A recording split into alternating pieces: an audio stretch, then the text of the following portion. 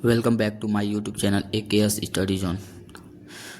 MCQ question mechanics MAT 204 MCQ question है, most important question. चलिए video को start करते हैं। चलिए पहला क्वेश्चन है the velocity and acceleration of motion in a straight line are. तो इसका आंसर हो जाएगा dx upon dt D square x upon dt square.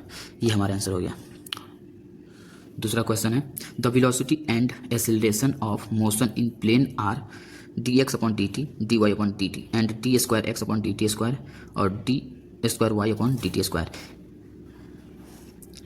Answer ये होगा।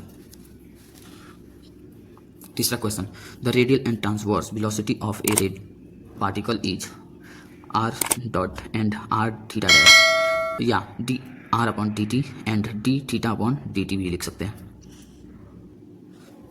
Question number 4 the radial and transverse component of acceleration is r square r double dash minus r theta dash का square and 1 upon r और d upon dt r square theta dash. Next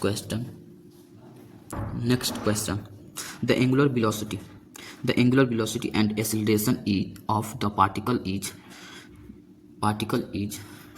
d theta upon dt and d square theta upon dt और theta dash and theta double dash भी हो सकता है।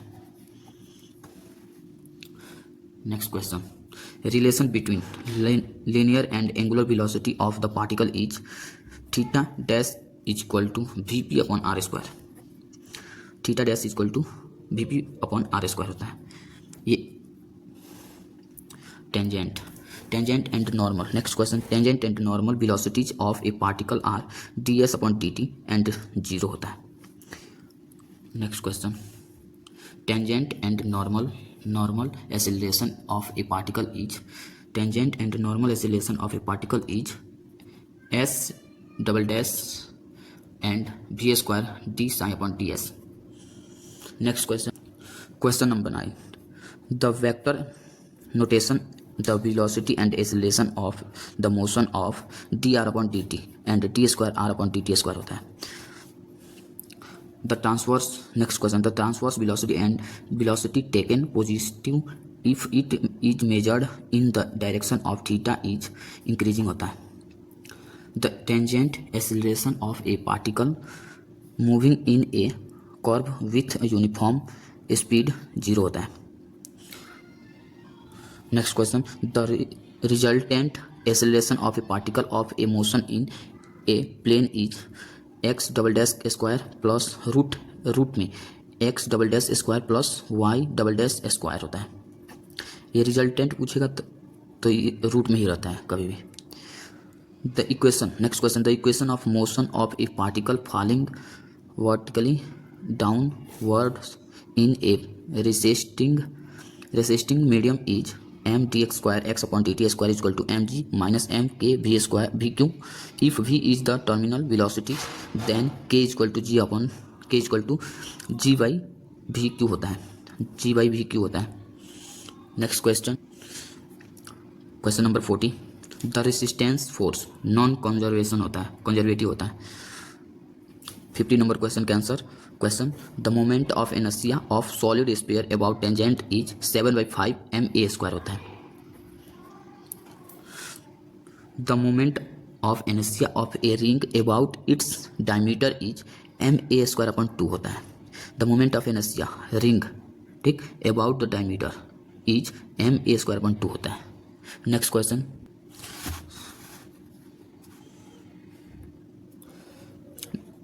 the direction of a force of a resistance of always to direction of a motion of a body तो opposite होता है।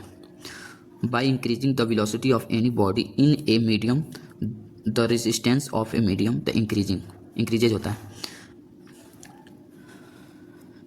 Next question 90 number question the equation of motion of a particle falling vertically downwards in a resisting medium m dx square x upon dt square equal to mg minus m k v if v is a terminal velocity then k equal to g by v होता है।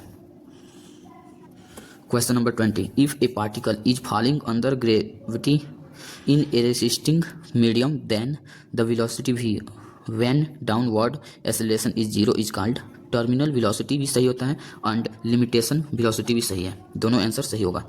उसमें option देगा A and B.